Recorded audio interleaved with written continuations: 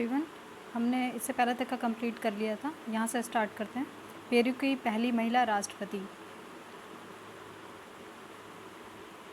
दक्षिण अमेरिकी देश पेरू में हाल ही में एक महत्वपूर्ण राजनीतिक उथल पुथल देखी गई है, जब वहाँ के राष्ट्रपति पेड्रो कैस्टिलो पर महाभियोग चलाया गया और उन्हें गिरफ्तार किया गया। 60 वर्षीय दीना बोलुआर्टे देश की पहली महिला राष्ट्रपति बनी। जो पेड्रो हैं उन पे महाभियोग लगा, वो पूर्व राष्ट्रपति थे। जो दीना हैं वो नई राष्ट्रपति बनी हैं पहली। और पेरू जो है वो आर्थिक सहयोग और विकास संगठन के 2020 के आंकड़े के अनुसार दुनिया के तांबे के निर्यात का लगभग 15% बनाता है। इसके अलावा इसमें और कुछ एक बस ये इम्पोर्टेंट है कि यहाँ पे एक आपातकाल लगा, ठीक है। मतलब ये सब अभी महाभियोग वाला जो चल रहा था उसमें आपातकाल लगा एक, क्योंकि कभी कभी होता है कि सेंटेंसेस में पूछ दिया जाता है कि कहाँ कहाँ आपातकाल लगा, किस किस देश में लगा। नेक्स्ट है, ऑस्ट्रेलिया के ग्रेट बैरियर रीफ को विश्व धरोहर स्थल खतरे के रूप में सूचीबद्ध किया गया।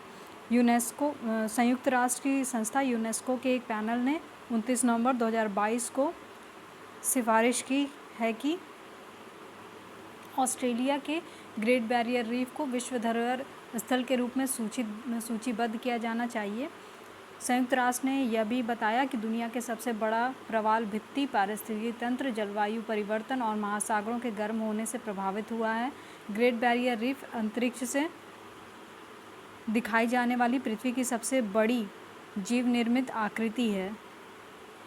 बार बार ब्लीचिंग यानी रंग उड़ने की घटनाओं से रीफ को खतरा हो रहा है, जिसमें पिछले 7 वर्षों से ला नीना की घटना को कारण माना जा रहा है। ब्लीचिंग की स्थिति तब बनती है जब पानी बहुत अधिक गर्म हो जाता है, इससे मूंगे की चट्टानों का रंग उड़ने लगता है।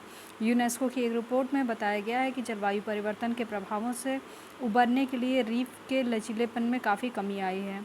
ऑस्ट्रेलियाई पर्यावरण मंत्री तान्या ने कहा है कि सरकार यूनेस्को पर प्रवाल भित्तियों को लुप्त प्राय के रूप में सूचीबद्ध नहीं करने के लिए दबाव डालेगी, क्योंकि जलवायु परिवर्तन से दुनिया भर के सभी प्रवाल भित्तियों को खतरा है। ऑस्ट्रेलिया सरकार ने रीफ की सुरक्षा के लिए आने वाले वर्षों में $1.2 बिलियन के पैकेज की संकल्पना लिया है। नेक्स्ट टॉपिक है ICAO द्वारा जारी वैश्विक विमानन सुरक्षा रैंकिंग 2022। अंतर्राष्ट्रीय नागरिक उड्डयन संगठन द्वारा, क्या नाम है संगठन का? अंतर्राष्ट्रीय नागरिक उड्डयन संस्था द्वारा दिसंबर 2022 में जारी वैश्विक विमानन सुरक्षा रैंकिंग यानी ग्लोबल एविएशन सेफ्टी रैंकिंग में भारत दुनिया के शीर्ष 50 देशों में शामिल है। प्रमुख सुरक्षा तत्वों के प्रभावी कार्यान्वयन के मामले में भारत की रैंकिंग चीन 49, इजराइल 50 और तुर्की 54 से आगे बढ़ के 48 है। भारत की कितनी है? 48 है। स्कोर कोई मायने नहीं रखता। जो 4 साल पहले भारत की रैंकिंग 102 थी, बहुत ज़्यादा सुधार हुआ है।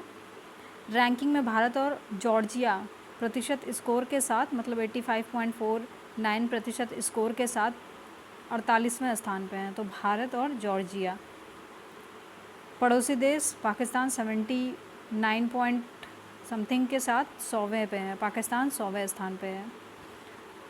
और ये ICAO क्या है? इंटरनेशनल सिविल एविएशन ऑर्गेनाइजेशन मानकों के तहत 6 क्षेत्रों के प्रभावी कार्यान्वयन को स्वीकार किया गया है, और ये इम्पोर्टेंट नहीं है। आगे चलते हैं, एक बार इनका देख लेते हैं क्या है। लेग क्या है? प्राथमिक उड्डयन कानून है, ठीक है। ORG क्या है? नागरिक उड्डयन संस्थान है। PEL क्या है? कार्मिक लाइसेंसिंग और प्रशिक्षण है। OPS विमानन संचालन। AIR क्या है? वायुयान की उड़ान और योग्यता। और AGA एरोड्रम और ग्राउंडेड। ये इम्पोर्टेंट नहीं है वैसे, ठीक है। वैश्विक विमानन सुरक्षा रैंकिंग में भारत का शीर्ष 50 में शामिल होना इस बात की पुष्टि करता है कि भारत ने अपनी हवाई यात्रा सुरक्षा में काफ़ी सुधार किया है। रैंकिंग में जो सिंगापुर है वो पहले स्थान पे है और संयुक्त अरब अमीरात सेकंड पे है। देख लीजिए, पहले पे सिंगापुर है, दूसरे पे UAE है, फिर दक्षिण कोरिया है। नेक्स्ट है दक्षिण कोरिया की मीना सू चोई मिस अर्थ 2022 का चुनी गई हैं। दक्षिण कोरिया की मीना सुचोई को कोव मनीला उकाडा होटल, बहुत सारे नाम लिए हुए हैं, पता नहीं होटल है, पैरानॉक्स सिटी है, पता नहीं कहाँ का है। मिस अर्थ 2022 का ताज पहनाया गया है मीना सुचोई को, ये दक्षिण कोरिया की हैं। 86 पर्यावरण योद्धा थे और वकील, और केवल 3 रानियों को पेटेंट। अच्छा ठीक है, इस सब में बहुत कुछ इम्पोर्टेंट नहीं है, अगर भारत की कोई हो तो देख लें, इसमें बाकी कोई इम्पोर्टेंट नहीं है।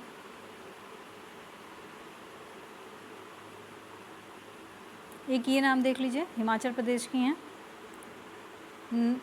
नादौन हमीर हिमाचल प्रदेश की Vanshika, Miss Earth India 2022, Miss Earth India 2022। Next है, फ्रांस के वैज्ञानिकों ने 48,500 साल पुराने ज़ॉम्बी वायरस को फिर से ज़िंदा कर दिया है। कौन से? फ्रांस के लोगों ने, मतलब वैज्ञानिकों ने। फ्रांस के वैज्ञानिकों ने रूस में जमी हुई झील के नीचे, झील कहाँ है? रूस में, 48,500 साल पुराने ज़ॉम्बी वायरस को फिर से ज़िंदा कर दिया है। इसके वायरस को पुनर्जीवित होने के बाद एक नई महामारी की आशंका जताई जा रही है। न्यूयॉर्क पोस्ट के अनुसार फ्रांसीसी वैज्ञानिकों ने ज़ॉम्बी वायरस को पुनर्जीवित कर एक नई तरह की महामारी को चर्चा में ला दिया है इत्यादि। ज़ॉम्बी वायरस क्या घातक हो सकता है? न्यूयॉर्क पोस्ट के इस वायरल अध्ययन में कहा गया है कि प्राचीन अज्ञात वायरस के पुनर्जीवित होने का सीधा प्रभाव पौधों, पक्षियों सहित मानव समाज पर पड़ सकता है, साथ ही इसके परिणाम विनाशकारी हो सकते हैं। आगे इम्पोर्टेंट में, ठीक है, ऐसा सच नहीं है, देख लेते हैं एक बार थोड़ा बहुत। वैज्ञानिकों के अनुसार ऑर्गेनिक मटेरियल्स में पुनर्जीवित सेलुलर रोगाणुओं, प्रोकैरियोट्स, यूनिसेलुलर यूकेरियोट्स के साथ साथ वायरस भी शामिल हैं जो प्रेहिस्टोरिकल टाइम के में निष्क्रिय थे।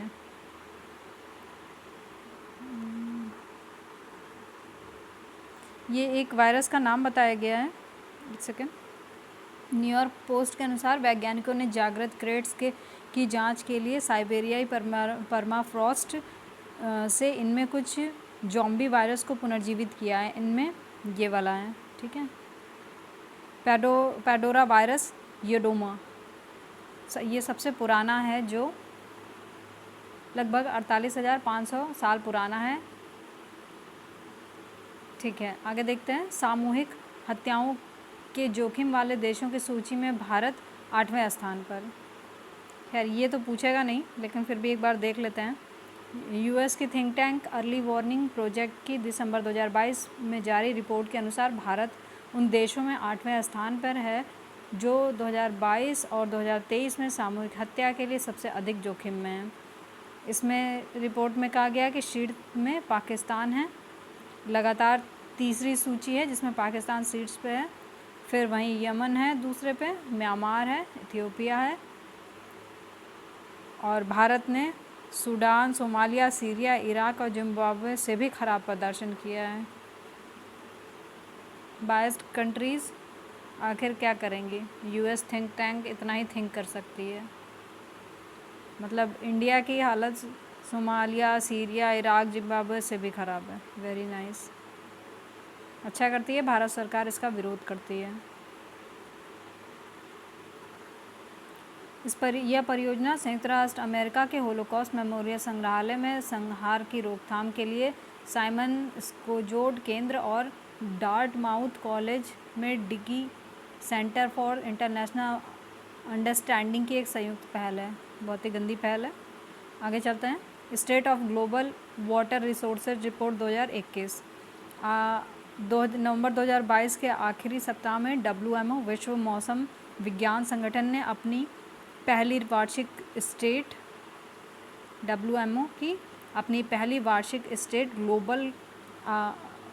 State of global water resources report 2021 की रिपोर्ट है, ये जारी की है WMO ने। इस वार्षिक रिपोर्ट का उद्देश्य बढ़ती मांग और सीमित आपूर्ति के युग में वैश्विक ताज़े जल के संसाधनों की निगरानी और प्रबंधन का समर्थन करना है। ये 3 प्रमुख क्षेत्रों पर केंद्रित है। एक है धारा प्रवाह, किसी भी समय नदी धारा के माध्यम से बहने वाले जल की मात्रा। दूसरा है स्थलीय जल भंडारण, भूमि की सतह पर और उप सतह के सभी जल की मात्रा। और तीसरा है हिममंडल, पहाड़ जिन्हें प्राकृतिक वाटर टावर्स कहा जाता है, अनुमानतः 9 बिलियन लोगों के लिए नदियों और मीठे जल की आपूर्ति का स्रोत है। साल 2001 और 2018 के बीच यूएन वाटर ने बताया कि सभी प्राकृतिक आपदाओं का 74% जल से संबंधित है। मिस्र में नवंबर 2022 में संयुक्त राष्ट्र जलवायु परिवर्तन सम्मेलन, ठीक है, कहाँ, मिस्र में सरकारों के अनुकूलन प्रयासों में जल को एकीकृत करने का अनुरोध किया। पहली बार कॉप में जल के महत्व के परिणामों को दस्तावेजों में संदर्भित किया गया है। 6 अरब लोगों को प्रतिवर्ष कम से कम 1 महीने जल तक अपर्याप्त पहुंच है और वर्ष 2050 तक यह बढ़कर 5 अरब से भी अधिक होने की उम्मीद है। साल 2021 में विश्व के सबसे बड़े क्षेत्रों में सामान्य से अधिक शुष्क स्थिति दर्ज की गई, जो एक ऐसा वर्ष था जिसमें जलवायु परिवर्तन और ला नीना घटना से वर्षा प्रतिरूप प्रभावित हुए थे। 30 साल के हाइड्रोलॉजिकल औसत की तुलना में औसत प्रवाह से कम वाला क्षेत्र औसत प्रवाह से अधिक वाले क्षेत्र की तुलना में लगभग 2 गुना बड़ा था। मीठे जल के संसाधनों के वितरण, मात्रा और गुणवत्ता में हुए परिवर्तन संबंधी समझ पर्याप्त नहीं है। इस गैप को भरने और दुनिया के विभिन्न हिस्सों में जल की उपलब्धता का संक्षिप्त विवरण प्रदान करने की आवश्यकता है। ये नेक्स्ट है QS एशिया रैंकिंग 2023। अंतर्राष्ट्रीय रैंकिंग एजेंसी क्वेरली साइमंड द्वारा हाल ही में QS एशिया यूनिवर्सिटी रैंकिंग 2023 में भारत के IIT बॉम्बे और IIT दिल्ली ने एशिया के शीर्ष 50 विश्वविद्यालयों की सूची में स्थान प्राप्त किया है और IISc बेंगलुरु देश के शीर्ष विश्वविद्यालयों में तीसरे स्थान पर है। इसके अलावा कुल 19 भारतीय विश्वविद्यालय ने टॉप 200 सूची में अपनी जगह बनाई है।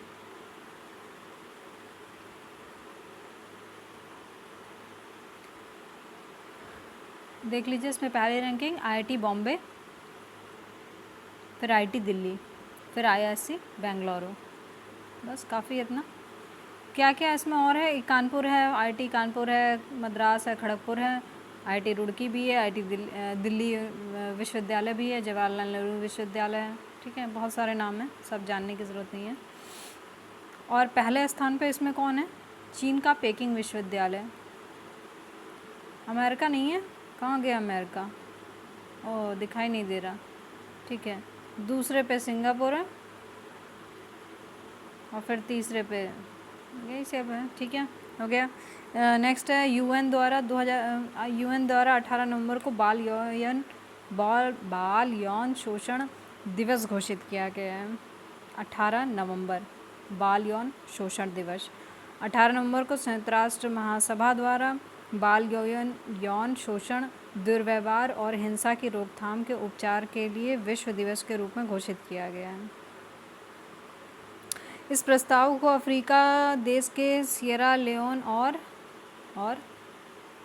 नाइजीरिया ने रखा था, वगैरह वगैरह।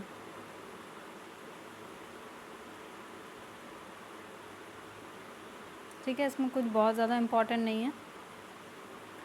नेक्स्ट है 2050 तक दुनिया की 1/3 ग्लेशियर पिघल जाएंगे, यूनेस्को। दुनिया भर के कई ग्लेशियर को लेकर बेहद डराने वाली रिपोर्ट सामने आई है। एक सेकेंड। 3 नवंबर 2022 को यूनेस्को द्वारा जारी एक रिपोर्ट के अनुसार 2050 तक दुनिया के कई ग्लेशियर पूरी तरह पिघल जाएंगे। यूनेस्को की 2050 तक पिघल जाने वाले ग्लेशियर की सूची में येलोस्टोन, किलिमंजारो नेशनल पार्क समेत कई वैश्विक धरोहर स्थलों को इसमें शामिल किया गया है। एक येलोस्टोन है, किलिमंजारो है। संयुक्त राज्य एजेंसी की तरफ से इसको लेकर चेतावनी दी गई है, वगैरह वगैरह।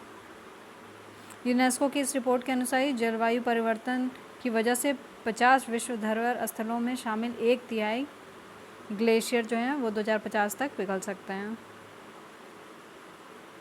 यूनेस्को की रिपोर्ट में हाल के दिनों में हुए शोध में एक जानकारी सामने आई है कि ग्लेशियर कार्बन डाइऑक्साइड उत्सर्जन की वजह से CO2 की वजह से 2000 से तेज़ी से पिघल रहे हैं, मतलब ईयर इससे पिघल रहे हैं, जिसके कारण तापमान भी तेज़ी से गर्म हो रहा है। कहाँ कौन कौन सा है देख लीजिए जो खतरे में है। अफ्रीका का किलिमंजारो, माउंट केनिया यूरोप में, मतलब माउंट केनिया है, और यूरोप में पायरेनीस, मोंटू पेर्डू, एशिया में माउंट एवरेस्ट और उत्तर अमेरिका में येलोस्टोन। नेक्स्ट है भारतीय मूल के ऋषि सुनक, ब्रिटेन के प्रधानमंत्री। इनकी पार्टी का नाम देख लीजिए, ये मतलब डेट देख लीजिए, 25 अक्टूबर को प्रधानमंत्री बने थे ये 2022 को, और कंजर्वेटिव इनकी पार्टी है। और इसने ना अपने ही पार्टी की लिज ट्रस को हराया था। एक सेकंड फिर से पढ़ लेते हैं। इस पद पर अपनी ही कंजर्वेटिव पार्टी की लिज ट्रस, जिन्होंने 6 सितंबर 2022 को ही प्रधानमंत्री पद की शपथ ली था, का हराया नहीं था, उनकी जगह पे स्थान लिया था ये। लिज ट्रस 45 दिन ही प्रधानमंत्री रही थी। अच्छा, इनका कोई क्रम नहीं दिया हुआ है कि कौन से स्थान पे आते हैं वो, ठीक है, उनके बारे में जानकारी वगैरह है। आगे चलते हैं।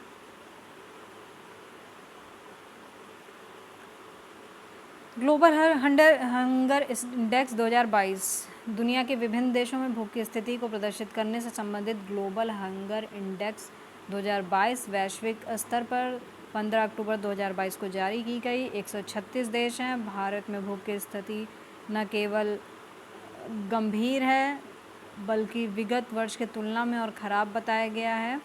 वर्ष 2021 में 128 देशों में, ये वाला इम्पॉर्टेंट हो जाता है कि 2021 में 128 देशों में भारत की रैंकिंग जहां 101 थी, वहीं 21 देशों में अब ये 121 देशों में 107 हो गई है। 2021 की बात करा, जब 2021 में 128 टोटल देश थे तो हमारी रैंकिंग थे 101, और जब 2022 में 121 देश हुए टोटल तो 107वीं रैंकिंग हो गई हमारी। तो हमारी रैंकिंग ख़राब हो गई है, गंभीर है। अच्छा, आगे देखते हैं। इस मामले में भारत के पड़ोसी देशों की स्थिति भारत से बेहतर रिपोर्ट में दिखाई गई है। बहुत सही। पाकिस्तान को भी 99 बार। सारे इंडेक्स पता नहीं क्यों इतने बायस्ड हैं। ग्लोबल श्रीलंका भी बेहतरीन जा रहा है। म्यांमार जहाँ पे क्राइसिस चल रही है वो भी बेहतरीन जा रहा है। पाकिस्तान बेहतरीन जा रहा है। अफ़गानिस्तान की तो पूछिए मत, वो हमसे 1 आधी 2 स्थान पीछे है। मतलब कुछ भी चल रहा है।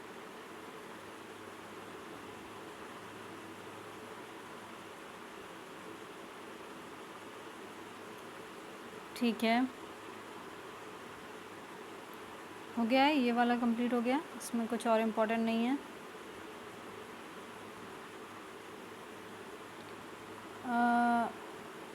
एक सेकेंड। भूख के मामले में जो देश भारत से भी ख़राब स्थिति में है उसमें कौन कौन सा है? एक तो ये देखिए, नाइजीरिया है, अफ़गानिस्तान है, जाम्बिया है, लाइबेरिया है, कांगो है, चाड है, यमन है। ठीक, और मान देख लीजिए तो ये आएगा तो नहीं कि मतलब पूछेगा नहीं है, खैर कोई ज़रूरत नहीं है इसको देखने की।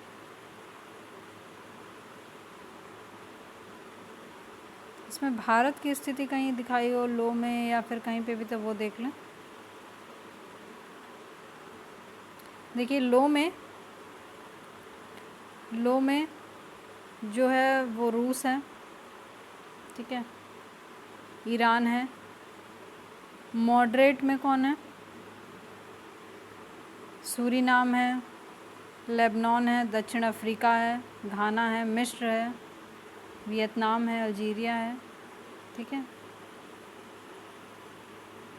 और उसमें श्रीलंका भी है, बांग्लादेश है, म्यांमार, नेपाल है।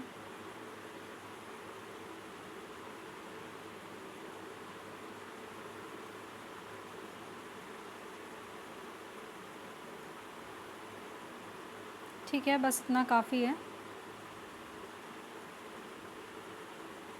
बहुत ज़्यादा दिया हुआ है, सब जानने की ज़रूरत नहीं है। अच्छा, इस रिपोर्ट में किसी भी देश में भूख की स्थिति एक्सट्रीमली अलार्मिंग नहीं बताई गई है। ठीक है, ये देख लीजिए। भूख की स्थिति मापने का आधार, ये 4 आधार हैं, पैरामीटर।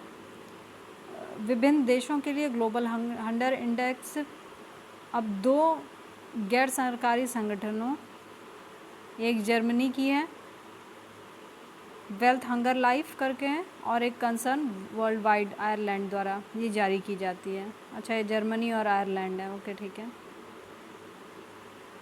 और इसका जारीकर्ता कौन है? IFPRI। इसमें 4 मापदंड हैं, under nutrition, child wasting, child stunting और चाइल्ड मोर्टेलिटी। भारत सरकार ने इसे अस्वीकार कर दिया। ठीक है, अपनी बात रख दी। नेक्स्ट है global employability university ranking Times higher education. ठीक है, कुल 7 भारतीय संस्थानों को स्थान मिला है। टॉप 100 में IIT दिल्ली, बेंगलुरु, IIT बॉम्बे। ठीक है, शीर्ष पर MIT रहा है। बस काफ़ी है इतना। Times higher education world university ranking 2023, world university rank 2023 अक्टूबर में जारी की गई। टाइम्स की इस वर्ष की रैंकिंग में 75 भारतीय संस्थान शामिल हैं, जो कि पिछले वर्ष के 71 से अधिक हैं, किंतु इनमें कोई भी संस्थान शीर्ष 250 की सूची में स्थान नहीं बना पाया है। तो शीर्ष पर कौन सा है? IISc बेंगलोर, IISc बेंगलोर, ये देख लीजिए, भारत की तरफ से शीर्ष पे है।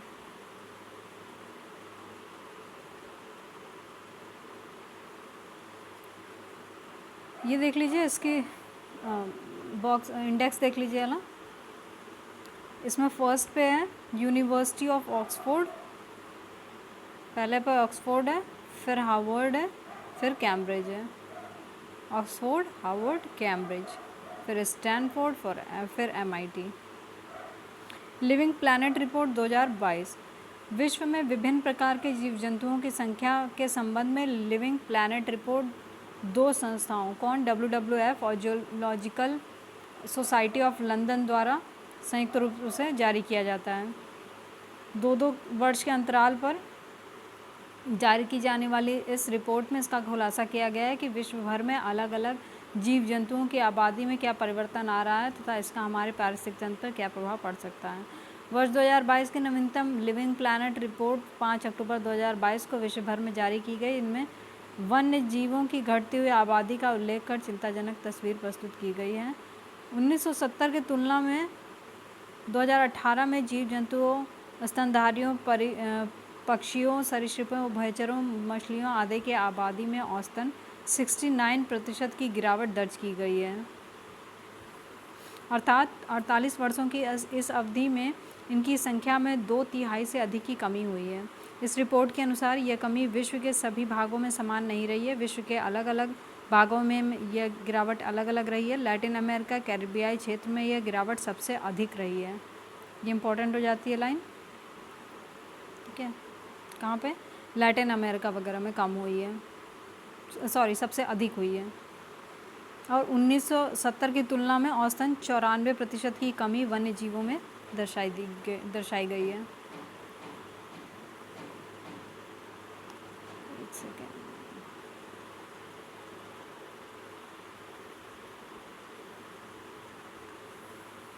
अफ्रीका में 66%, एशिया पैसिफिक क्षेत्रों में 55% और उत्तर अमेरिका में 20%, यूरोप और मध्य एशिया में कमी 18% रही है। देख लें, लैटिन अमेरिका, कैरिबियाई क्षेत्र में 94%, ठीक है, फिर उसके बाद अफ्रीका में 66, फिर एशिया और पैसिफिक में 55%।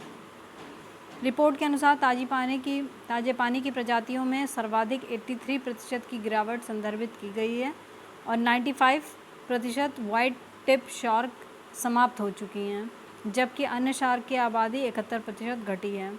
90% आर्द्र भूमि क्षेत्र पूरी तरह समाप्त हो चुका है। समुद्र में प्लास्टिक 1980 की तुलना में 10 गुना बढ़ गया है, जिससे कि 86% समुद्री कछुओं सहित अनेक जीवों पर संकट है।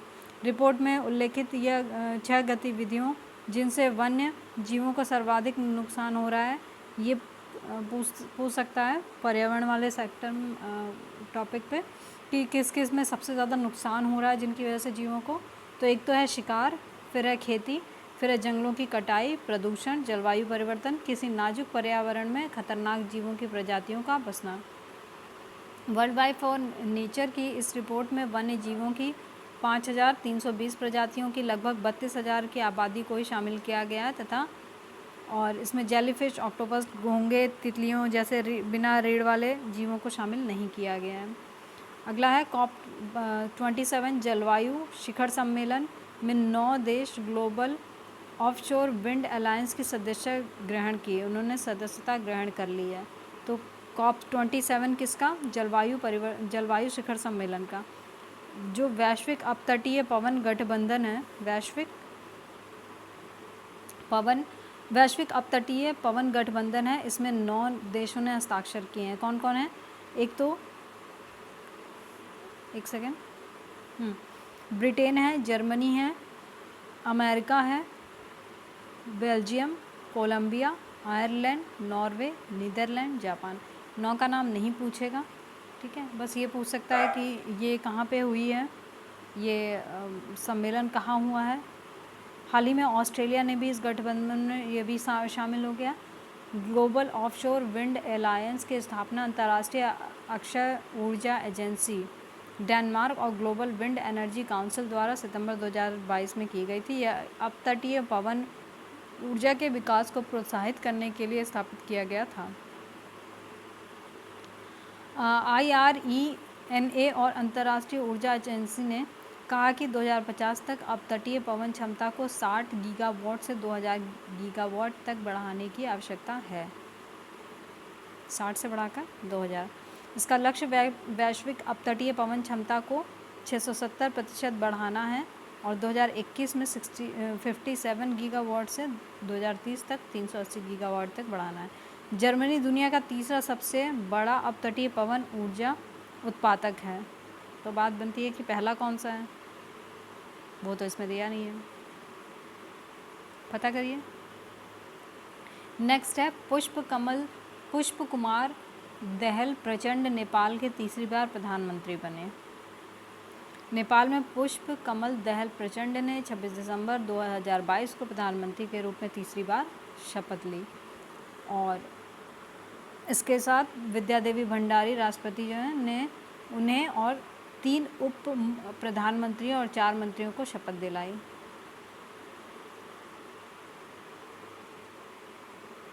ये देख लें। CPN माओइस्ट सेंटर की अध्यक्ष हैं।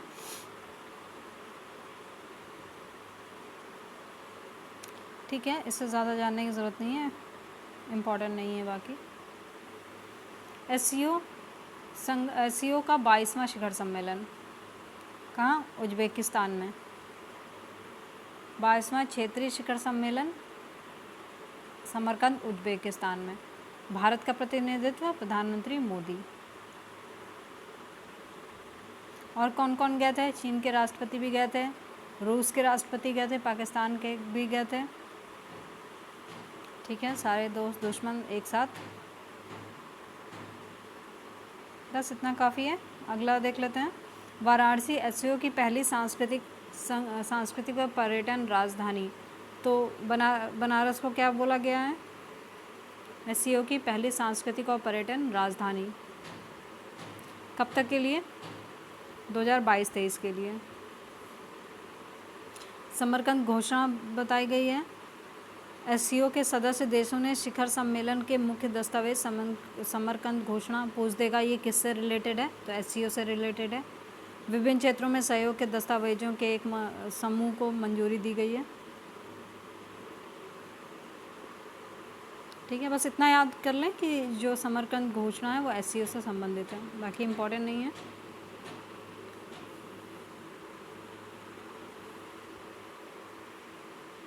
भारत को मिली SCO 2023 की मेज़बानी। तो ऐसे भारत अगले वर्ष 2023 यानी इस वर्ष जो है 2023 जो चल रहा है SCO शिखर सम्मेलन की मेज़बानी कर रहा है और ये 23वां शिखर सम्मेलन होगा।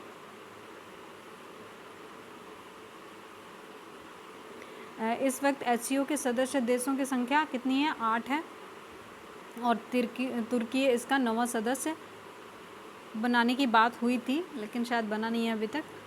एक बार ज़रूर चेक कर लें।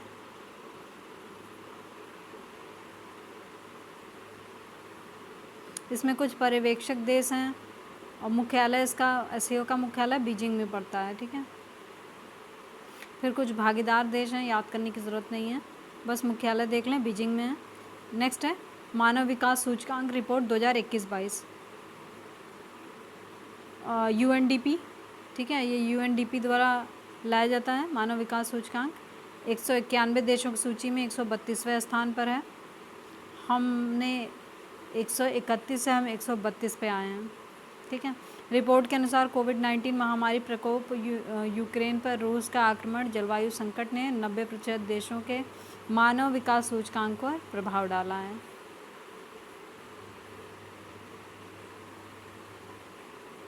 ये चुनौतियां भारत के मानव विकास मूल्य के लिए भी जिम्मेदार थी, जो 2021-22 में गिरकर इतनी हो गई 0.633। नए विश्लेषण के अनुसार इस कमी ने देश को मध्यम मानव विकास श्रेणी में रखा है और शीर्ष पर कौन है? स्विट्ज़रलैंड है। शीर्ष पर कौन है? स्विट्ज़रलैंड और नॉर्वे। जो हमारे पड़ोसी देश हैं चीन, भूटान, बांग्लादेश, श्रीलंका, इनकी रैंकिंग भारत से ऊपर है और नेपाल, पाकिस्तान, म्यांमार SDI में भारत से नीचे हैं। ठीक है, जो निम्नतम में है वो है दक्षिणी सूडान। सबसे बेकार रैंकिंग किसकी है? दक्षिणी सूडान की। यह रैंक किसी देश के स्वास्थ्य, शिक्षा और औसत आय की स्थिति को दर्शाता है। इसमें 4 मापदंड हैं। ठीक है, जन्म के समय जीवन प्रत्याशा, स्कूली शिक्षा के औसत वर्ष, स्कूली शिक्षा के अपेक्षित वर्ष और प्रति व्यक्ति सकल राष्ट्रीय आय।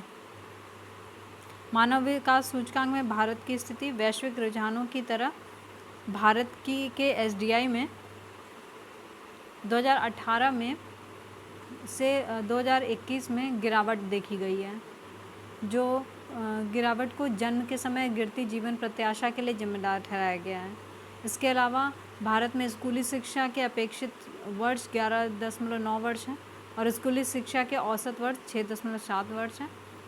वहीं प्रति व्यक्ति सकल राष्ट्रीय आय 5.2 लाख रुपए है। इसके अनुसार सरकारी संगठन ने स्वास्थ्य और शिक्षा में भारत के निवेश की सराहना की है, जिससे इसे 1990 के बाद से वैश्विक मानव विकास औसत के करीब आने में मदद मिली। संयुक्त राष्ट्र के अनुसार देश स्वच्छ पानी, स्वच्छता और सस्ती स्वच्छ ऊर्जा तक पहुंच में सुधार कर रहा है। हाल के दिनों में नए नीतिगत निर्णयों ने कमज़ोर आबादी समूह के लिए सामाजिक सुरक्षा तक जो बढ़ा दी है, मतलब उनकी पहुंच। भारत को नवीन SDI मान 0.633 के आधार पर मध्यम मानव विकास श्रेणी में रखा गया है। ये देखिए, ये ठीक है 2020 में 131वें से। और जो भारत है उसने वैश्विक जो लैंगिक विकास सूचकांक है जेंडर डेवलपमेंट इंडेक्स में 132वां स्थान है।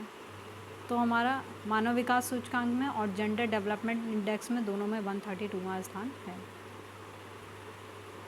भारत में महिला जीवन प्रत्याशा 71 वर्ष से घटकर अब कितनी हो गई है? 68.8। और जो महिला के लिए स्कूली शिक्षा है वो भी घट गई है, जो औसत है वो भी घट गया है, 12.6 से घट के 11.9 हो गया है।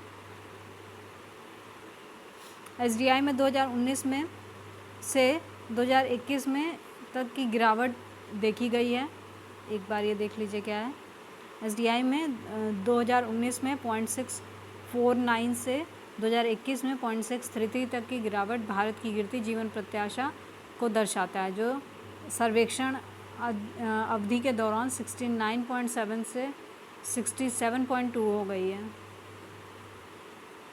भारत अपने पड़ोसी देशों से तुलना में काफ़ी पीछे है। इसके पीछे जीवन प्रत्याशा में गिरावट को जिम्मेदार बताया गया है। रिपोर्ट में कहा गया है कि भारत में मानव विकास पिछले 2 वर्षों में घटा है। मानव विकास रिपोर्ट वर्ष 1990 से जारी की जाती है, जिसे मानव विकास दृष्टिकोण के माध्यम से विभिन्न विषयों का पता लगाया है। इसकी परिकल्पना, ये बहुत इंपॉर्टेंट क्वेश्चन है, ठीक है, महबूब उल हक ने की थी। और यह मानव विकास रिपोर्ट संयुक्त राष्ट्र विकास कार्यक्रम द्वारा प्रकाशित की जाती है। बहुत इंपॉर्टेंट हो जाती है ये रिपोर्ट। इस रिपोर्ट के लक्ष्य अवसरों, विकल्पों और स्वतंत्रता के विस्तार में योगदान है। अब इसमें थीम भी दिया हुआ है, तो ये क्या है 2021-22 की क्या है, अनिश्चित समय, अनसुलझा जीवन, परिवर्तन में एक दुनिया में हमारे भविष्य को आकार देना। अगला है 26वीं राष्ट्रमंडल शिखर बैठक, ठीक है, एक सेकेंड। तो ये कहाँ हुई है, रवांडा की गाली में, ठीक है, 2022 में, जून 2022 में रवांडा की गाली क्या हुआ है, 26वां राष्ट्रमंडल शिखर बैठक। और हमारी तरफ से जयशंकर जी गए थे। इसका जो विषय था वो क्या था, delivering a common future, connecting, innovating, transforming. Kigali में राष्ट्रमंडल शासनाध्यक्षों की बैठक के समापन पर लिविंग लैंडर्स चार्टर की घोषणा की गई। अब ये पूछ देगा ये किससे रिलेटेड है, लिविंग लैंड्स चार्टर, तो ये राष्ट्रमंडल शिखर सम्मेलन से है। गैर बाध्यकारी, ये गैर बाध्यकारी है, ठीक है। ये उल्लिखित है कि सदस्य देश वैश्विक भूमि संसाधन की रक्षा करेंगे और जलवायु परिवर्तन, जैव विविधता के ह्रास एवं स्थायी प्रबंधन की दिशा में कार्य करते हुए भूमि क्षरण को रोकेंगे। वैश्विक चुनौतियों के लिए राष्ट्रमंडल सदस्य देशों ने 4 परिणाम दस्तावेजों को स्वीकार किया है, जिसमें से चोगम विज्ञप्ति, बाल देखभाल और संरक्षण सुधार पर किगाली घोषणा, सतत शहरीकरण पर घोषणा, Commonwealth living lands charter, Commonwealth call to nation living lands CALL call. राष्ट्रमंडल 54 देशों का एक स्वैच्छिक राजनीतिक संगठन है। स्थापना 1949 में लंदन घोषणा पत्र से की गई थी और इस संघ के अधिकांश देश ब्रिटिश साम्राज्य के उपनिवेश थे, जिसका मुख्यालय लंदन में स्थित है। वर्ष 2024 में चोगम के 27वें शिखर सम्मेलन की मेजबानी 24 में चोगम के 27वें शिखर सम्मेलन की मेजबानी समोआ द्वारा की जाएगी। समोआ, ठीक है, ये पहला प्रशांत देश है जिसे मेजबानी मिली है। तो 2024 का चोगम जो है का 27वां शिखर सम्मेलन कहाँ पे होगा, समोआ। ये कहाँ पे है, प्रशांत देश में स्थित है और ये पहली बार हो रहा है कि प्रशांत देश मेजबानी करेगा।